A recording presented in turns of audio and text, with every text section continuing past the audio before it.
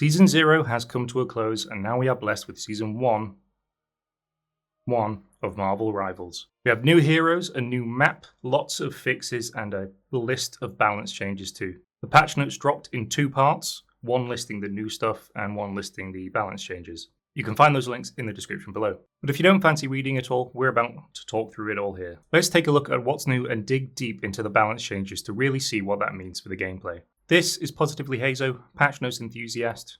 And actually, I spent an hour recording a video going through all the patch notes yesterday when the patch dropped. However, as I've now spent a few hours playing it, I felt it was worth revisiting with greater detail. So, let's start with what's new. First things first, you loaded the game into the menu. There's a few extra cutscenes going on, with a new season introducing its new theme. This, of course, comes with a new Battlepass, which they've done a absolutely fantastic job on. Just a quick look through a load of the skins, and I think every single one of these is absolutely badass. New emotes as well, as per usual. But check out this Iron Man. Damn, son.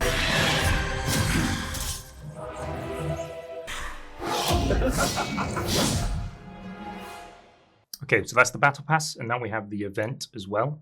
So this is essentially just another collection of missions that will unlock as the time progresses. This first one, a lot is around the new heroes and the new map.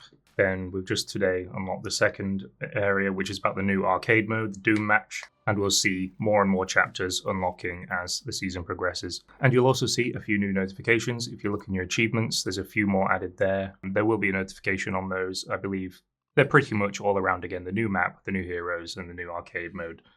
You'll also have a new mail for the second survey to get yourself some more points for the season pass. And plus, if you go into your settings and to the community button here, there's now this NGP membership, essentially a free email list they want you to sign up to, but they will give you 10 of the store units, the blue credits. Then we have some new heroes as well. We have the Invisible Woman.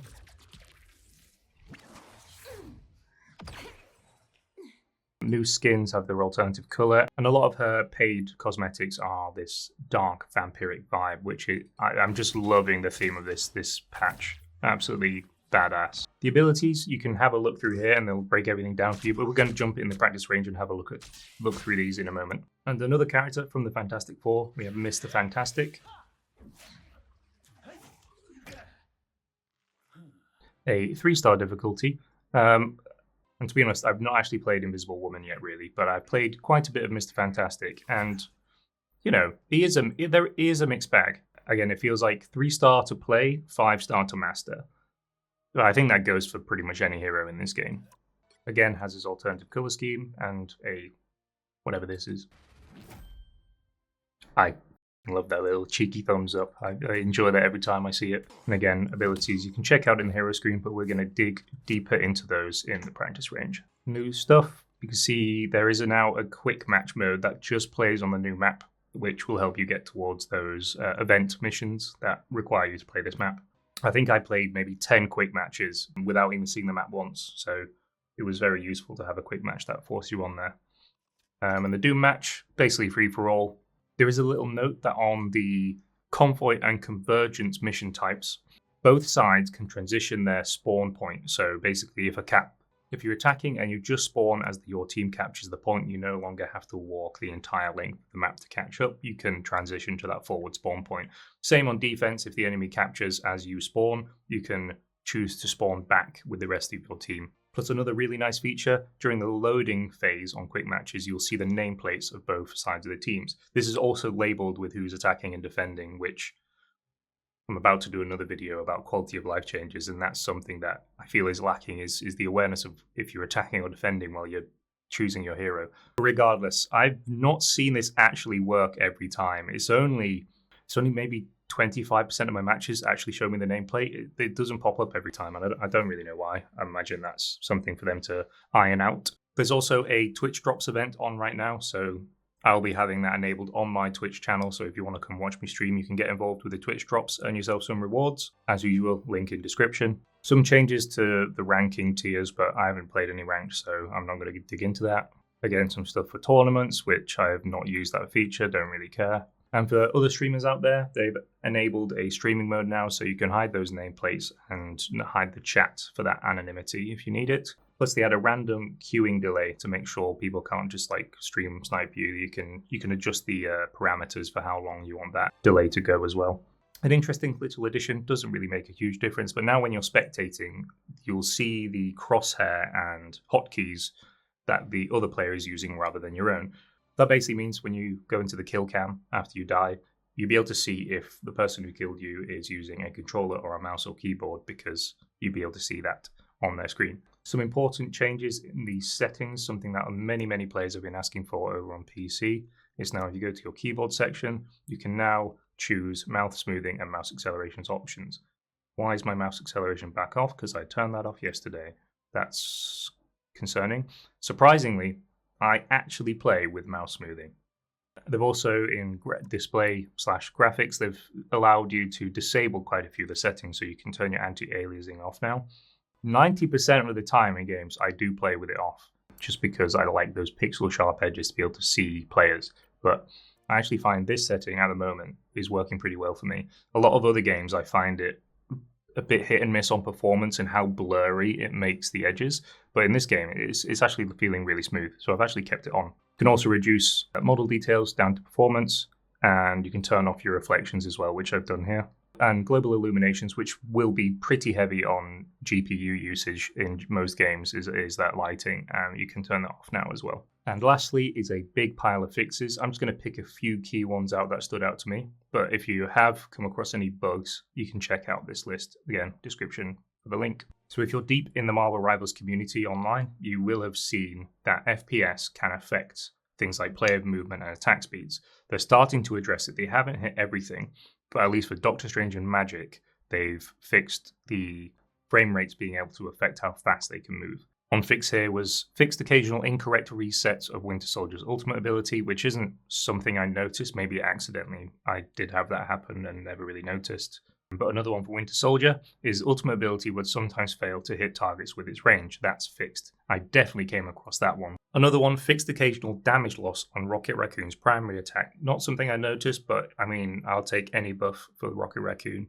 Again, I think with the rapid fire, it's hard to notice that, especially when there's no damage numbers, but that's probably affected a lot of people. So it's nice to see that fixed. So now let's jump into the practice range, have a look at these new heroes, and have a look at the balance changes. Okay, so new heroes. Let's have a look at Mr. Fantastic first. So his primary attack is a lot like Groot in his range and animation. However, the extra bonus it has is that it can be dragged to hit multiple targets. The right click is pretty interesting. There's kind of two functions out of this.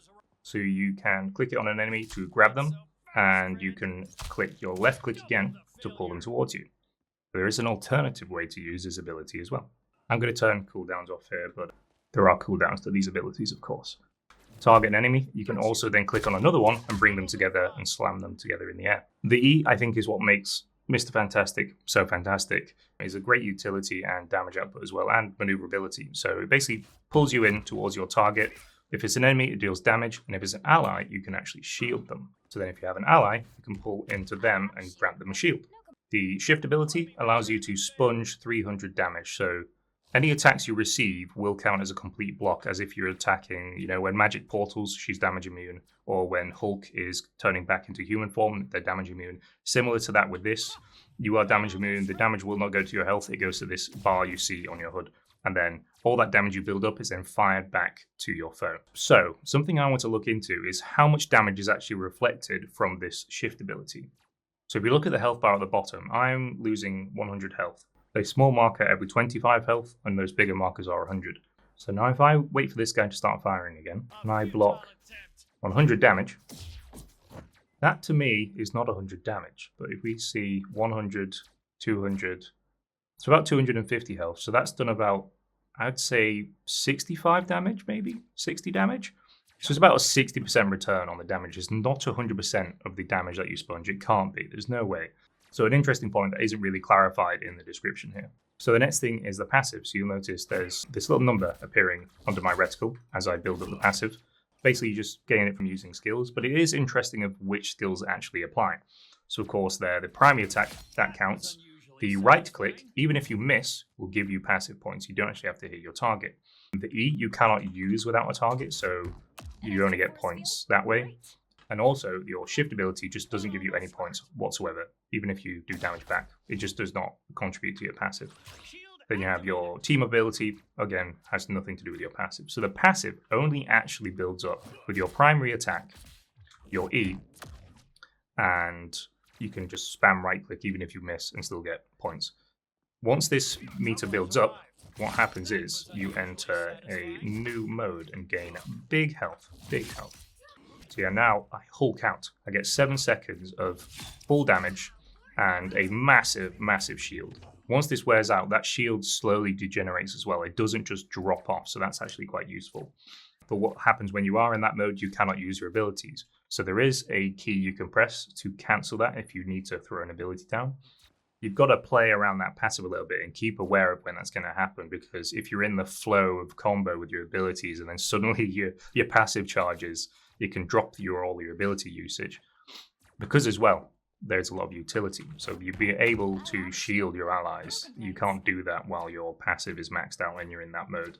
Lastly, we have his ult, which is super fun, where you bounce around and you can repeatedly slam as long as you keep hitting enemies. However, there is a limit. So even there, as it describes in the abilities list here, leap upward, smash the ground, slowing enemies within range, and can leap again upon landing a hit. That's not infinite. There is, I think, was it 5 or maybe 6 leaps you can do before it stops, regardless of how many enemies you're hitting. Then you have the team up ability, which continually grants you up to 100 extra bonus health. That's not healing, it's bonus health. So it's that purple bar, or blue bar, I think, generally I've changed the color. It does regenerate up to a maximum of 100 as you take damage while that ability is active. And our other hero, we have the Invisible Woman, our support. So passive lets her run around invisible. She gets a double jump as well. So the primary attack is kind of like a boomerang, so it fires out and returns to you. It doesn't return to where you fired it, it returns to where you currently are. So if you fire it and move, it will, miss. Whereas if you are keeping track of that line, it will do a double hit. This also can penetrate and can heal allies while you use it. So you can line up just the whole fight, really. You don't have to line up just enemies, but the whole fight included. If you line them up, you can collateral with this ability. Also, not sure if you can headshot. I've noticed that in recent times, is that there's certain heroes that can and cannot headshot or do critical hits, and I don't think this is one of them. So the right-click ability is a shield you can place in front of allies while giving them health regeneration, and that's an AoE health regen as well. It doesn't just heal the person you use it on, but you see this pulsing aura will heal other allies as well. And that shield is super useful. It can block a lot of damage. I don't think it moves. The shift ability is a really useful vortex that pulls enemies in, but it can do damage on the outer radius of the vortex without pulling enemies in. These bots kind of resist it, so you can see as they try to move back to their position, you can resist that vortex. It's pretty good at pulling airborne targets down as well. So the vortex is fired in a straight line, and you can click it again to ignite it as well. Otherwise, it will just ignite whenever it hits a unit or a scenery. The E is going to be so much fun, so you click once to bring up the option of either pushing enemies and launching them away, or pulling them inwards with a damage to that as well.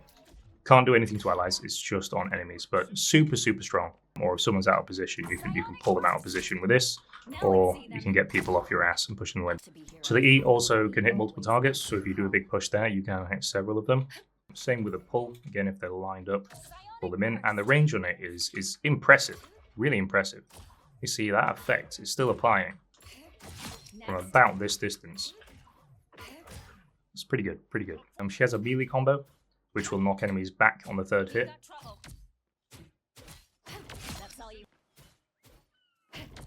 And it can hit multiple targets, so I was just testing that, just see if they're grouped up in front of you, you can hit 2 of them. So again, the passive, again, as you are out of combat, if you're not, as soon as you use any ability, even an attack, you'll be uncloaked. But you sit there, do nothing, you will go invisible again and start to passively heal. The ultimate has a similar impact to, say, Mantis or Luna. So the ultimate is another massive heal. So you get a big AoE, applying lots of heals with anyone within. Also, anyone outside the ring on the enemy team cannot see into it. So, there's so much power to that. You really, if you see this thing drop down, you just run away. Do not even try and fight around it. It is insane. The healing on it is a lot. For those outside the ring, no one can see into it. So healers can't see allies in there to heal them, and you can't see enemies to shoot at them. Again, a very powerful ult. If it drops, I would just say retreat, regroup. If you try and fight in that, they're going to out-heal you, and it's just going to be chaos. So now let's have a look at the balance changes. Some of these I'll jump on the characters and have a closer look at, but some I'll just skim over the stat changes. So Captain America, we've had quite a few changes. He's had 25 added to his base health, making him a little bit more tanky. The Liberty Rush, the dash, that's had a cooldown reduction from 12 seconds to 10 seconds, so you can use that more often. The shield, this was a nice one actually, is when you activate the shield, then deactivate it. Before, it would take 3 seconds before you could activate it, and now it's only 2. So you can access that block much faster. That's something I definitely felt clunky when I was playing Captain America, that, sometimes you just need to be able to block several times. Some interesting changes to his ultimate. So the actual cost of it charges faster now, about a 10% reduction, maybe a little bit less than that. So you can access that ultimate easier, but they've also reduced the healing from it by 10, which, I feel like it's got more than enough healing. The 10 isn't much of a loss, but being able to access it more frequently is definitely worth the trade-off. Doctor Strange, from their notes, they're trying to reduce his damage output, really. So what they've done is added a damage fall-off on the AoE. So as you tag enemies and you press your E, those on the outer radius further away will take reduced damage now than what they would before. As you see, you actually have the meter lines here, so you can kind of gauge what the impact's going to be. So if you're within 5 meters, so if you cross this line, you're going to be doing this full damage. Whereas if you're at 8 meters, about over here, it's a lot lower impact. And a very negligible change is the shield health takes a little bit longer to regenerate now once it's taken damage. So once you're here, you see it pop up on the left, that bar will start to go up. It goes up just a little bit slower now. Thor has had 25 extra health, plus they've added immunity to crowd control effects while you are charging up the God of Thunder, so you can't get stunned out of it anymore. For the Hulk, when you use the Gamma Boost team up, they've just nerfed the shift, the guard a little bit, with 250 to 200 shield now being activated. Still really strong with it being able to activate on nearby allies. It's still a really, really strong shield, just not as good as it was with that. That Gamma Boost was very, very strong, and it needed a bit of a touch-up. There is another list later that goes more into the team-up changes, but that's one that's specifically on the Hulk. Venom has seen buffs to his ult. It now heals him more and does a little bit more damage as well. Black Panther, they've just reduced his sustainability a little bit. The bonus health gained from the Vibranium mark has been significantly reduced. Really, really weakened him. So the minimum's got a 25% nerf, 40 to 30, and the maximum down from 120 to 75. Big, big, big punishment for Black Panther. I've not seen a lot of him really doing much. I've not seen anyone really kick ass yet, so there must be some players out there that have really got him down to a T and felt it needed a nerf, but been a problem for me so far. The big one for Black Widow, all they've done is made the stamina recharge a lot faster. Before, you'd have to wait 12 seconds before that stamina bar starts to recharge, but now every 4 seconds, you'll start to recharge your stamina on the sprint. They've made the E-attack a little bit easier to hit as well. They've increased the range a tad. Hawkeye, they've reduced the spread on this a little bit. I think I didn't really know the difference. I didn't really use it before, so I can't quite tell what difference it's made with the spread. But also, they've reduced the range on the passive. So if you see here, we're at 30 meters, and the passive is building up. However, if we go beyond 40 meters back here, passive won't charge. This used to be 70, so you used to be able to charge this from a really, really far distance. It's still incredibly strong. And the amount of damage this thing does on a headshot is absolutely absurd. I think I was Luna Snow earlier. 270 health. They only had the charge at like 30% and still a one-shot headshot at 275 damage. Like, the damage is absolutely mental. Considering how little Black Widow does with a sniper rifle, like, that's not even 250 damage. And with a hitbox for those arrows being absolutely mental, plus aim assist and controllers, Hawkeye is a bit bonkers. He needed a bit more of a nerf than that, I think. Or really, aim assist needs a nerf, but that's a very controversial topic to get into another time. Hela, I really thought they'd be nerfing her damage more, but again, we'll get into that later with a team of abilities. As you can see here, 15% damage boost. This was 20 last patch, and that was mental. 20% damage on her. It was broken, like OP. Reduced her health by 25, reducing her survivability, and you can feel the difference. She is feeling a little bit weaker now. These are small changes, and that really goes for any patch notes. You see a list of small changes, and you think that is multiplied by every second of combat that happens in that game. They really start to add up, these small changes, whenever they are made. In any of these kind of games, we see it in Dota all the time. They can change a value by like 0.1, and it will completely make or break a hero. And for Magic, they've just made her ultimate a bit more threatening, adding 20 damage on there. Moon Knight, another buff to the ultimate. The radius for those claws have been increased, or talons, I think they're called. And there's now 14 that spawn. There is an interesting thing that I just spotted in my last game that is a little bit broken, actually. And it's going to be hard for me to demonstrate this in the practice range, but if I, stick my ult up. So, with many, many ults in this game, there is a cast animation and a cast time that can be stunned, killed, and cancel your ultimate. But with Moon Knight, the ult cast is instantaneous. So my point being there is you click the ult cast, and then he says the moon haunts you. With every other hero, they say their line for the ultimate while it charges up and then it casts. But with the Moon Knight, so twice in the last match, I killed a Moonlight as he used his ultimate. But because I killed him, he didn't say the voice line.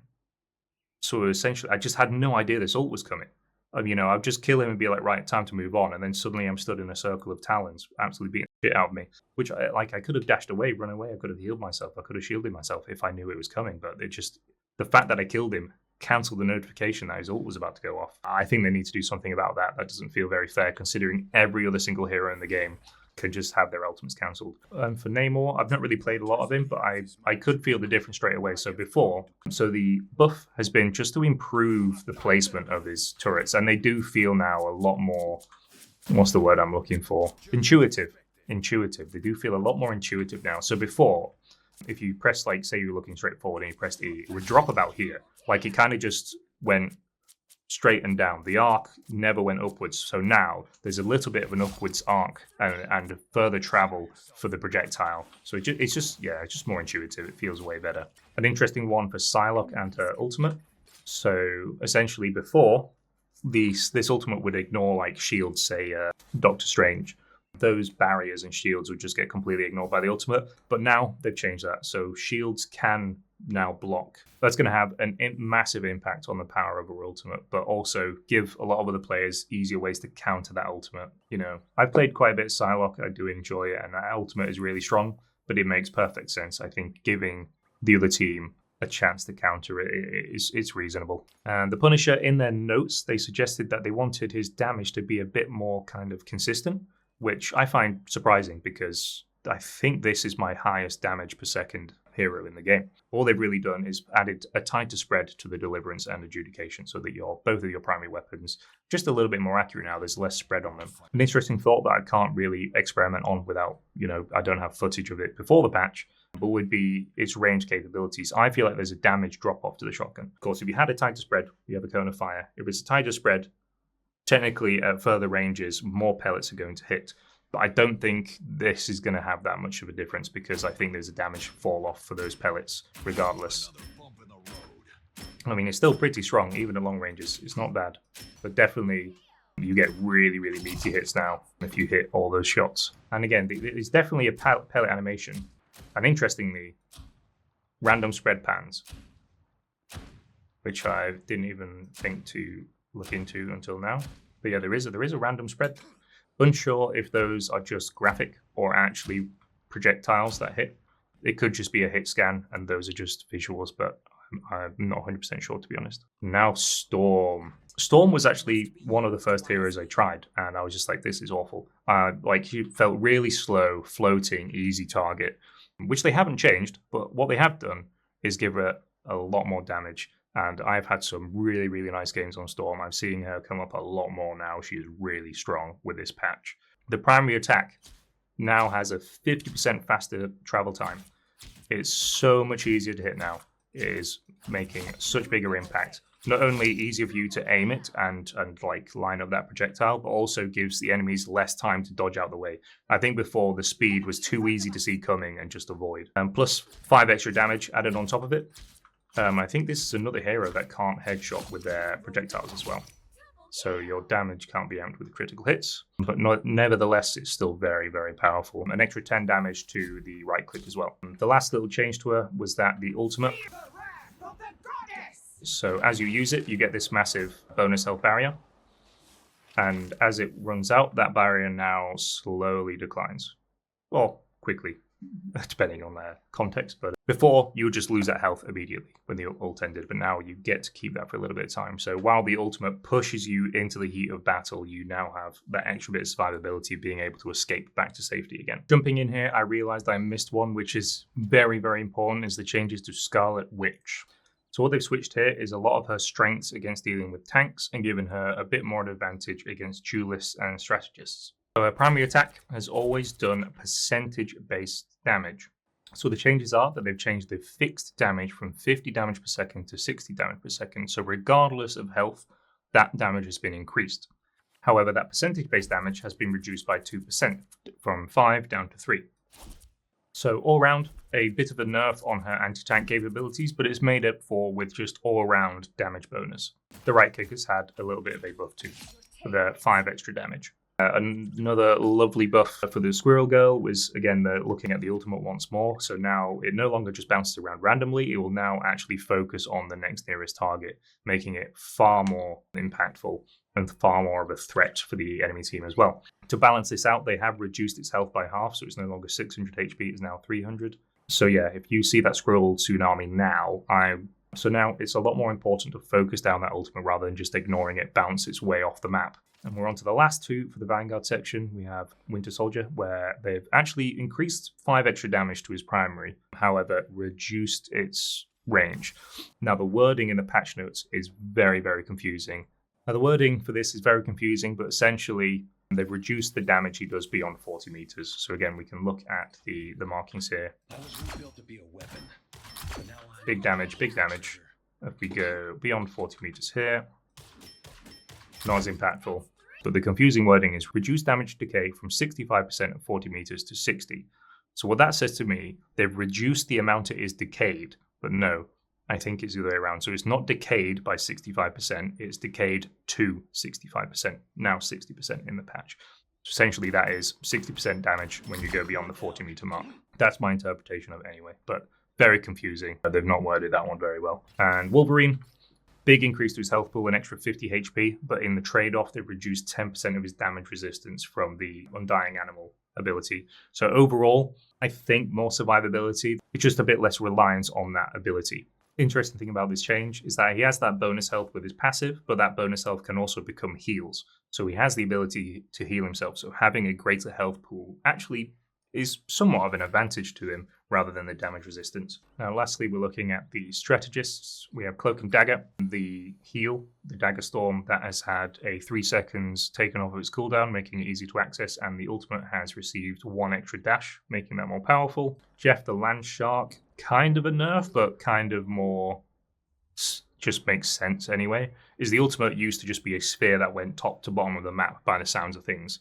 So you could, the ring for his ultimate would only appear on the floor, but he would eat people flying above it as well. But now you can't, what do they use the word? Swallow. But now the swallow is a 5 meter high hitbox, so it won't just hit everything on the map above the radius.